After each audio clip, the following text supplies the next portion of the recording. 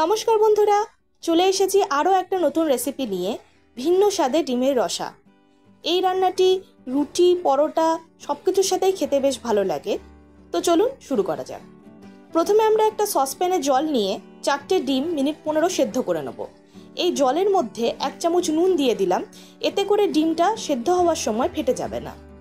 যতক্ষণে ডিম সেদ্ধ হচ্ছে, আরেকটা সসপ্যানে আমরা একটা মাঝারি সাইজের পেঁয়াজ, 5 কোয়া রসুন, 7-8টা কাজু বাদাম আর একটা বড় সাইজের টমেটোর অর্ধেক নিয়ে মিনিট 5 থেকে 6 কম আঁচে সেদ্ধ করে নেব।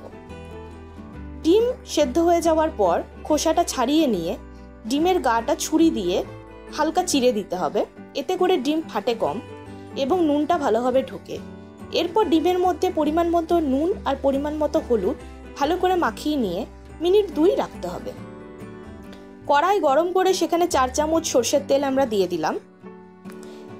তেল ভালো মতো গরম হয়ে গেলে আঁচটা মাঝারি রেখে ডিমগুলোকে হালকা ভেজে তুলে রাখতে হবে।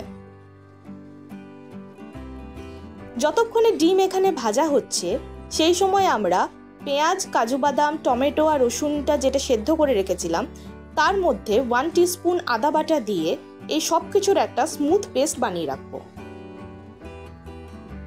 ডিমের 2 পিঠ হালকা ভেজে নিয়ে ডিমটাকে তুলে রাখবো। এই ডিম ভাজা তেলের মধ্যে এবার আমরা একটা ফোড়ন দেব 1 টিস্পুন গোটা জিরে, একটা তেজপাতা আর একটু গোটা গরম মশলা। ফোড়ন থেকে মিষ্টি একটা গন্ধ বেরোলে আমরা পেঁয়াজের যে পেস্টটা বানিয়ে রেখেছিলাম সেই পেস্টটা দিয়ে দেবো। এই সময় গ্যাসের ফ্লেমটা আমরা একদম লো রাখবো এবং মশলাটা লো ফ্লেমে 3 থেকে 4 মিনিট ভালো করে ভাজা ভাজা করে নেব।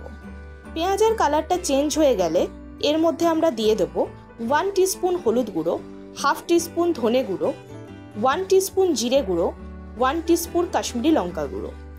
এইসব গুঁড়ো মশলা দিয়ে অল্প অল্প জল দিয়ে মশলাটাকে ভালো করে কষাতে হবে 3-4 মিনিট। এই সময় গ্যাসের ফ্লেমটা লো টু মিডিয়াম রাখবেন।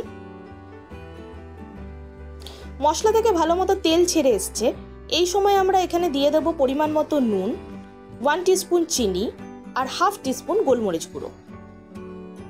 ভালোভাবে মিশিয়ে নিয়ে এর মধ্যে আমরা ভাজা ডিমগুলো দিয়ে দেব।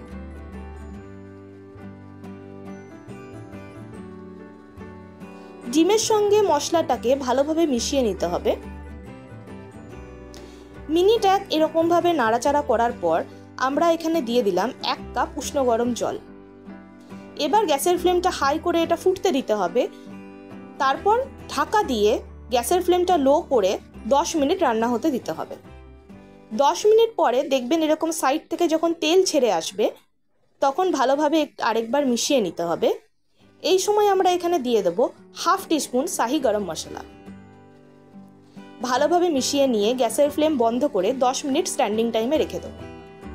তৈরি হয়ে গেল ডিমের রসা।